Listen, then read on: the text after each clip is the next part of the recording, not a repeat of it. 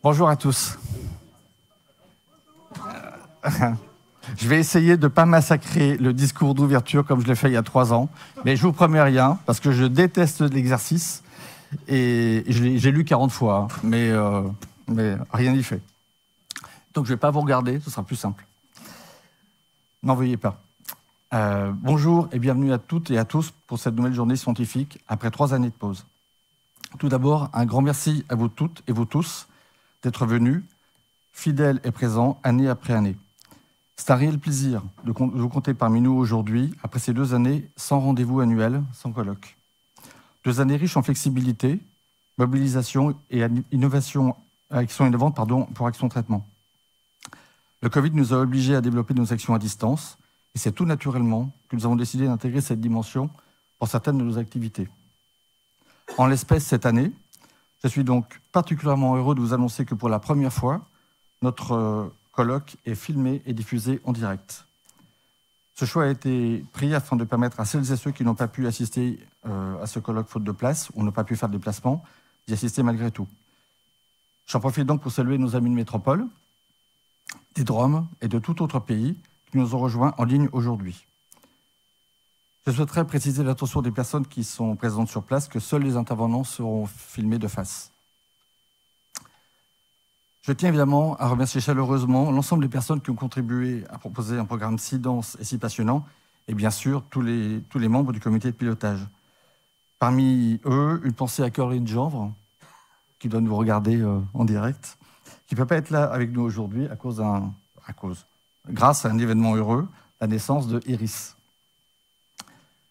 Cette édition 2022, comme vous le savez, sera consacrée à la vie affective et sexuelle des personnes vivant avec le VIH et de leur entourage.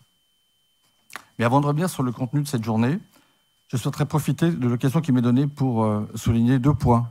Notre petite association, Action Traitement, a aujourd'hui plus de 30 ans d'activité, et notre programme d'éducation thérapeutique, l'ETP, a lui 10 ans d'ancienneté chez nous.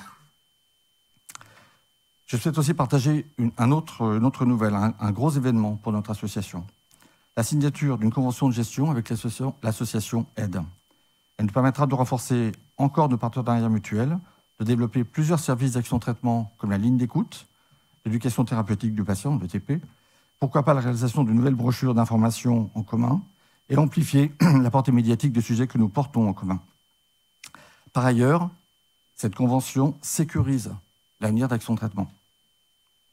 Bien sûr, cette convention n'est pas exclusive, elle ne nous empêche évidemment pas de continuer à collaborer avec toutes les associations amies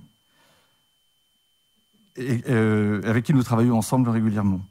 Bien au contraire, elle nous apportera à terme plus de moyens et donc plus de projets à réaliser avec nos partenaires. Parlons maintenant de cette journée qui s'annonce riche et s'inscrit dans la continuité des précédentes, notamment au niveau de son objectif principal. C'est le suivant. À partir de données et de constats, permettre un échange avec des professionnels de santé, des chercheurs, des personnes vivant avec le VIH et des partenaires associatifs pour mieux comprendre et appréhender les différents éléments en présence, échanger sur les pratiques existantes pour envisager et prévoir des améliorations pour la vie des personnes vivant avec le VIH. Nous avons cette année également des innovations, pas seulement techniques avec la diffusion en direct. Nous avons décidé d'intégrer une dimension européenne à ce colloque en conviant nos amis belges et espagnols qui contribueront à enrichir nos échanges et nos réflexions. La vie affective, la vie affective et sexuelle des personnes vivant avec le VIH a longtemps été sacrifiée aux impératifs de prévention, de dépistage et de soins médicaux. C'est pourtant un aspect essentiel qui affecte profondément la qualité de vie des personnes vivant avec le VIH pour plusieurs raisons. Absence d'envie, peur de contaminer l'autre, peur du rejet, sentiment d'être moins séduisant, dysfonctionnement sexuel, etc. Cela a des conséquences sur la qualité de vie, l'estime de soi, l'addiction sexuelle et la prise de risque. Ces constats ont toutefois plus de 10 ans et au cours de cette journée, nous pourrons mesurer les changements apparus. C'est avec beaucoup d'intérêt que nous attendons les résultats de l'étude VESPA 3. Nous constatons avec persistance des discriminations et de la sérophobie. Les mentalités et comportements ne sont malheureusement pas en phase avec les avancées scientifiques. Se pose ainsi la question, faut-il parler de cette séropositivité à son, sa ou ses partenaires? Et si oui, quand et comment? Ces discriminations et violences Nous continuons à en être témoins sur notre ligne d'écoute chez Action Traitement ou lors de nos entretiens individuels.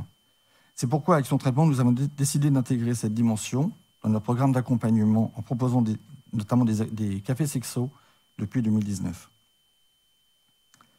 Parler de vie sexuelle et affective, c'est parler de l'intime, de ce qui est souvent secret, de ce que l'on partage dans une relation de confiance ou avec un confident. C'est pourquoi je tiens à remercier chaleureusement toutes les personnes qui ont accepté de participer et de témoigner au cours de cette journée. Parler de la vie affective et sexuelle, c'est parler des bons, des très bons moments, parler de ce qui donne une intensité si particulière. C'est aussi parler de renoncement, de peur, de déception, de traumatisme, de colère et de solitude. Mais à contrario, c'est parler de plaisir, de désir, de jeu, de relations amoureuses, de complicité, de projets, de plan cul aussi, de tout ce qui peut être à la fois hautement charnel avec une dimension universelle et spirituelle. Je pourrais continuer cette énumération sans fin. Pour certains, c'est une histoire individuelle. Pour d'autres, c'est une relation de couple avec une multitude de possibilités. Dans cette journée, nous aurons une attention et des questions, toujours. Quelles sont les spécificités, les éléments de blocage, les impasses que rencontrent les personnes qui vivent avec le VIH? Quelles sont les initiatives qui peuvent être généralisées pour apporter des améliorations?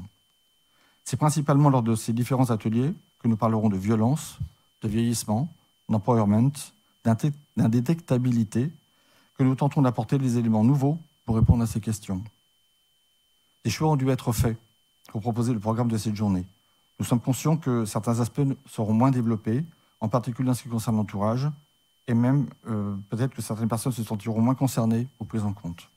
Nous sommes cependant certains que vos interventions et les échanges que nous pourrons avoir lors des ateliers permettront d'étoffer cela. Je vais terminer par des remerciements.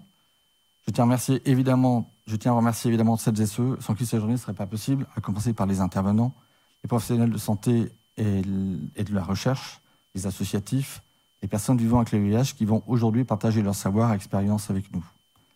Je reste chaque année admiratif de la qualité de présentation et des témoignages qui se succèdent à ce micro. Je suis sûr que cette journée n'y fera pas exception. Merci pour votre engagement et votre disponibilité. Je dois aussi remercier nos partenaires, à commencer par le laboratoire Gilead, qui nous soutient depuis 9 ans, donc pour la 9e année consécutive. Mais également cette année, Vive Healthcare, qui soutient notre colloque pour la première fois. J'ai rajouté une petite phrase dans mon texte. Déjà, je me fais violence, mais je rajoute des phrases en plus. Je veux finir par remercier aussi vivement Julia, notre directrice d'Action Traitement, sans qui toute cette journée n'aurait pas été possible. Elle s'est démenée comme jamais, et comme d'habitude avec talent, et comme pour tous les autres sujets. Elle a fourni un travail formidable. Merci Julia. C'est mérité. Merci aussi bien sûr à toute l'équipe des salariés, stagiaires et bénévoles qui animent chaque jour Action Traitement. Merci à eux. Voilà, je vous souhaite à toutes et à tous une excellente journée. Merci, ça s'est bien passé.